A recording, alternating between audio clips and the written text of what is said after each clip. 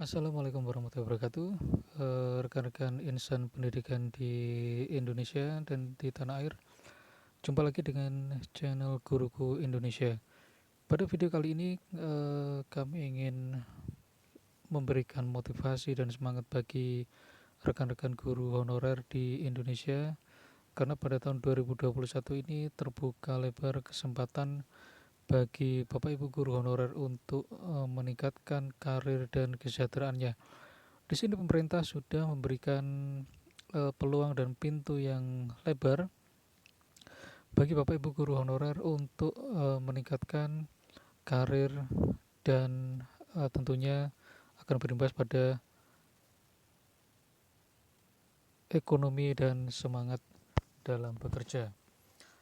Nah, mengapa ada secerca harapan yang sangat tentunya sangat bermanfaat sekali bagi Bapak Ibu guru honorer di tahun 2021 ini. Nah, terkait dengan adanya seleksi P3K, ada informasi terbaru yang mana disampaikan oleh pihak Kementerian Pendidikan dan Kebudayaan, Riset dan Teknologi, di mana formasi guru P3K yang disiapkan tahun ini itu berjumlah lebih dari 520.000. Tentunya ini diharapkan dapat mengakomodir Bapak Ibu guru honorer untuk menjadi aparatur sipil negara, khususnya pada bidang P3K. Ibu Nunuk Suryani, yaitu Sekretaris Direktur Jenderal GTK Kemendikbudristek, dalam media daring beliau menyampaikan bahwa peluang guru honorer K2 yang masuk database BKN serta Bapak Ibu guru honorer non kategori yang datanya ada di Dapodik untuk menjadi P3K peluangnya sangat besar tahun ini, khususnya pada seleksi tahap pertama pada bulan Agustus mendatang. Karena pada seleksi tahap pertama kita ketahui bersama bahwa akan ada perankingan tunggal, di mana Bapak Ibu guru honorer yang masuk kategori K2 maupun non kategori yang ada dalam Dapodik hanya bersaing dengan dirinya sendiri dan cukup lolos passing grade, apalagi jika kita memiliki sertifikat pendidik yang linear dengan formasi yang kita lamar, maka tugasnya akan lebih mudah, yaitu cukup lolos passing grade pada kompetensi manajerial dan sosiokultural. Karena seperti kita ketahui ada afirmasi bagi Bapak Ibu guru honorer yang memiliki sertifikat pendidik yang linear, yaitu pada bidang kompetensi teknis.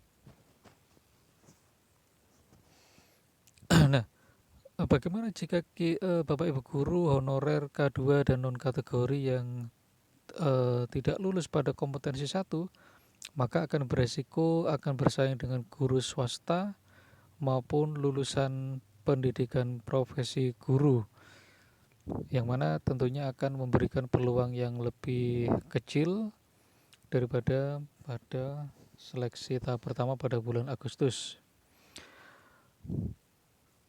Kemudian ada pendapat dari Ibu Heni Sriwahyuni, yaitu Direktur Pembangunan dan Pengembangan Sistem Informasi Aparatur Sipil Negara dari Badan Kepegawaian Negara. Beliau mengungkapkan pelamar P3K guru yang sudah submit sampai video ini dibuat pada tanggal 23 Juli 2021 sudah mencapai 605.980 dari total yang mengisi formulir 620.522. Sehingga beliau menyampaikan kalau dilihat dari formasi P3K guru yang disiapkan, maka jumlah pelamarnya terbilang minim. Ini peluang yang sangat besar bagi Bapak Ibu guru honorer baik K2 maupun non kategori yang ada di Dapodik. Beliau juga meminta seluruh honorer yang sudah mengisi formulir segera melakukan submit, karena akan pendaftaran ditutup 3 hari lagi pada tanggal 26 Juli pukul 23:59. Maka dari itu, rekan-rekan Bapak Ibu guru honorer untuk segera memanfaatkan waktu yang ada dengan melakukan submit dan closing pendaftaran sesegera mungkin, karena akan ada penutupan pada tanggal 26 Juli pukul 23:59. Kemudian dari Kementerian Pendidikan dan Kebudayaan Ristek, yaitu Bapak Nadiem Makarim, beliau menyampaikan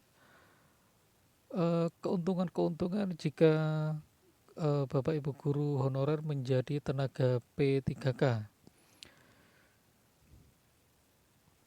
Berdasarkan Dapodik, beliau menyampaikan bahwa 59% guru honorer di sekolah negeri telah berusia lebih dari 35 tahun. Ini artinya tidak bisa lagi mengikuti ujian seleksi CPNS, kata Bapak Nadiem Makarim pada keterangannya pada Sabtu 3 Juli 2021.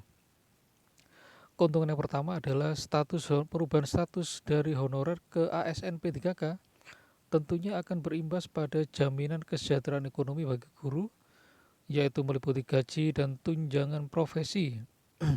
Oh, tentunya ini sangat luar biasa sekali ya, dimana dulu Bapak Ibu guru honorer digaji dengan gaji yang sangat minim. Nah, diharapkan dengan berubah statusnya menjadi P3K akan membantu meningkatkan kesejahteraan ekonomi bagi Bapak Ibu guru semua. Amin. Kemudian Bapak Nadiem juga menuturkan perubahan status akan memungkinkan lebih banyak guru-guru mengikuti program peningkatan kompetensi dan sertifikasi dan pastinya akan berimbas pada kesejahteraan ekonomi bagi Bapak Ibu guru, sehingga akan lebih fokus dalam mengajar dan meningkatkan kompetensi, sehingga bisa lebih baik dalam memberikan pelayanan kepada para peserta didik sebagai generasi penerus kita semua, dan menjadi generasi emas bagi bangsa Indonesia. Untuk itu, bagi Bapak Ibu guru, terutama yang masih status honorer, peluang sangat terbuka lebar. Mari kita manfaatkan bersama-sama agar tidak ada lagi jeritan tangis dari Bapak Ibu guru honorer yang merasakan bagaimana himpitan ekonomi yang begitu berat, kemudian juga tuntutan bahwa kita harus bisa memberikan pelayanan yang terbaik bagi para peserta didik kita dengan segala apa yang kita rasakan sebagai guru honorer, dengan berbagai kekurangan kita. Semangat terus Bapak Ibu guru honorer, karena Anda adalah ujung tombak dalam pembangunan pendidikan di Indonesia. Baik, terima kasih. Itu yang bisa kami sampaikan dalam video kita kali ini. Jangan lupa subscribe, rekan-rekan Bapak Ibu guru honorer. Jangan lupa subscribe, karena subscribe itu gratis, dan untuk selalu mendapatkan update informasi bagi perkembangan dunia pendidikan guru di tanah air. Terima kasih. Assalamualaikum warahmatullahi wabarakatuh.